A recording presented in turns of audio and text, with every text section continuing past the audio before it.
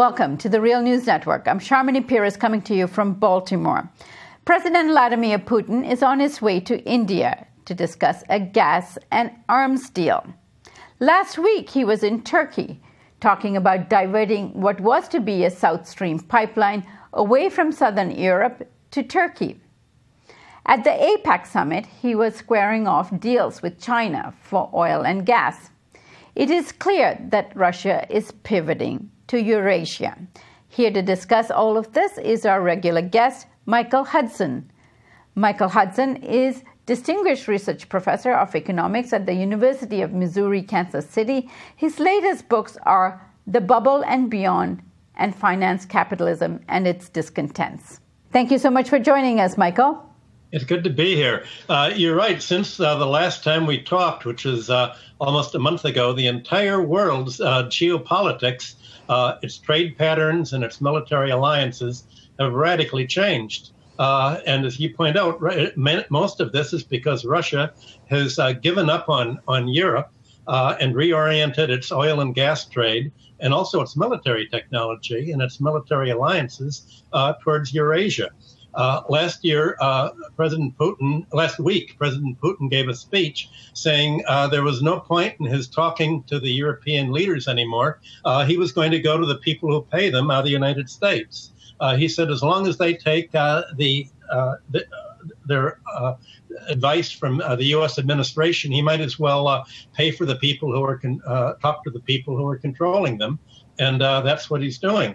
So the result of these changes is the opposite of what American strategy was based on for the last half century.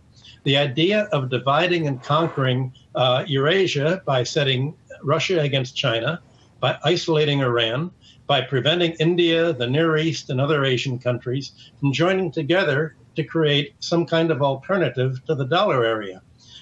In fact, the American sanctions and the new Cold War policy of the neocons are driving these Asian countries together in association with the Shanghai Cooperation Organization is an alternative to NATO, and the BRICS are trying to make an alternative to dealing with the dollar area and with the IMF and the World Bank that represent U.S. policy. So regarding Europe, America's insistence that it join this new Cold War policy by imposing sanctions on Russia, and especially by blocking Russian oil and gas imports, is aggravated the Eurozone's austerity, and it's just turning it into a dead zone. And a few days ago, a number of German leading politicians, diplomats, and cultural celebrities wrote an open letter in the newspaper Die Zeit to Angela Merkel, protesting her pro-U.S. policy and saying that America's NATO policy and the new Cold War, it threatens just to wreck not only the German economy, but to split up Europe.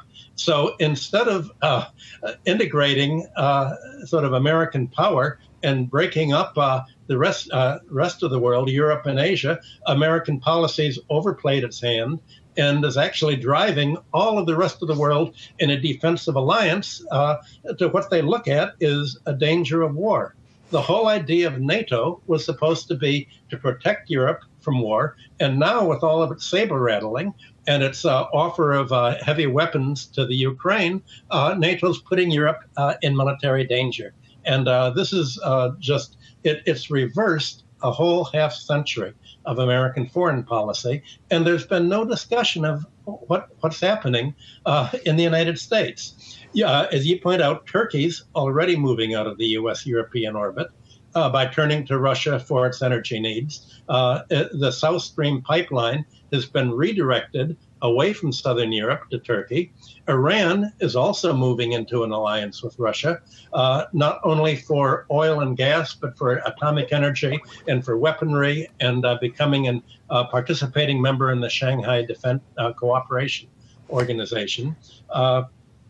And now, as you pointed out, India is negotiating trade. So instead of really hurting Russia, the sanctions have convinced Russia that they have to be independent of manufacturing, independent of Europe, independent of importing food needs from France and other European countries. The result has been to cause a disaster for Lithuanian farm exporters, French art exporters, and others who were looking to the European market, to the Russian market.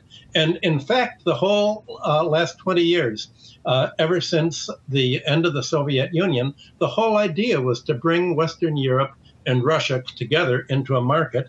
America has broken that up. Well, what this does is reverse everything that you're taught in the political science textbooks. The textbooks say that countries shouldn't have enemies or friends. They should simply have national interests. America said to Europe, forget your economic interests. You have a friend in us. That means you do what we tell you. You have an enemy in Russia. That means that you have to give up your hope to import oil and gas from Russia, give up your hope of exporting manufactures and food to pay for this oil, and turn to us. It's sort of a dream that is technologically impossible because there simply are no facilities to deliver enough American gas and oil to meet Europe's energy needs. So the whole neocon strategy of trying to bluff Russia is in danger of backfiring. The basic idea was very narrow. I think the Obama administration saw that Russia wanted to turn to Europe ever since the Sochi Olympics. President Putin was talking about a closer alliance with Europe. But then Putin opposed the Obama administration's plan to attack Syria. And this led the neocons to say, okay, we've got to attack Russia. And the best way to attack it is to pry Ukraine away. And either that's going to provoke a Russian invasion, and we can then say, look, Europe needs NATO, you have to depend on us, and the condition is you have to turn against Russia, or else it's going to just drag Russia down, it's going to cause the currency to collapse, and Putin will become unpopular, and finally we can get the regime change we want.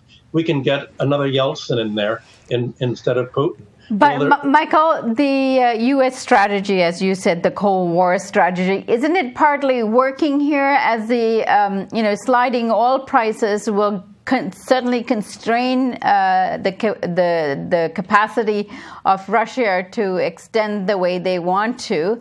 Also, isn't it so that the ruble has taken a dive? So what does all that mean in terms of... The ruble has indeed taken a dive, but this has not affected the Russian economy very much because the Russian economy operates on rubles, not on dollars. Putin, over the last 2 years, has moved to make the ruble independent of the dollar, just as China and other countries are making their currencies independent of the dollar.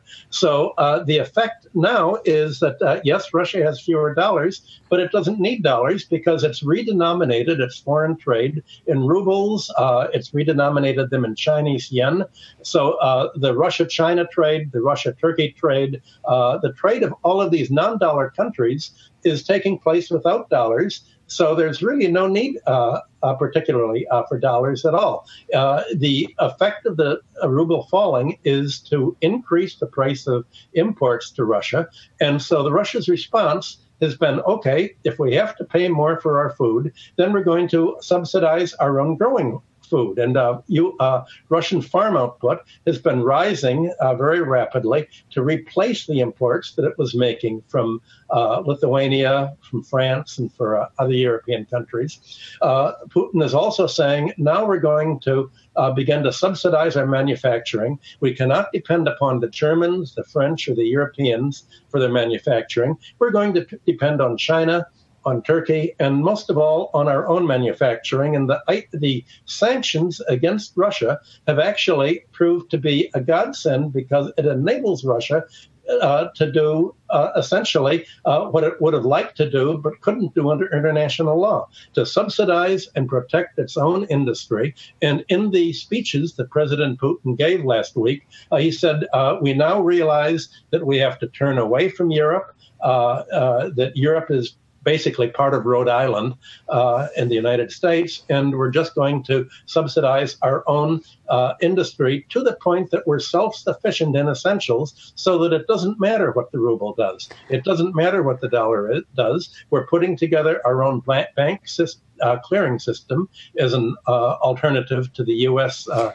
System. We're putting together our own currency swaps with other countries. So essentially, Russia and the rest of Asia have been insulating their economies from the United States, just the opposite of the U.S. strategy of trying to make them more dependent on the United States. Michael, with the falling ruble and the controls that the sanctions are having, and also in terms of the the sliding oil prices, doesn't this grossly reduce the capital power that Russia has, particularly in terms of these new trade deals they're negotiating? Isn't there large sums of capital necessary to build pipelines and implement the trade deals that they're negotiating at the moment?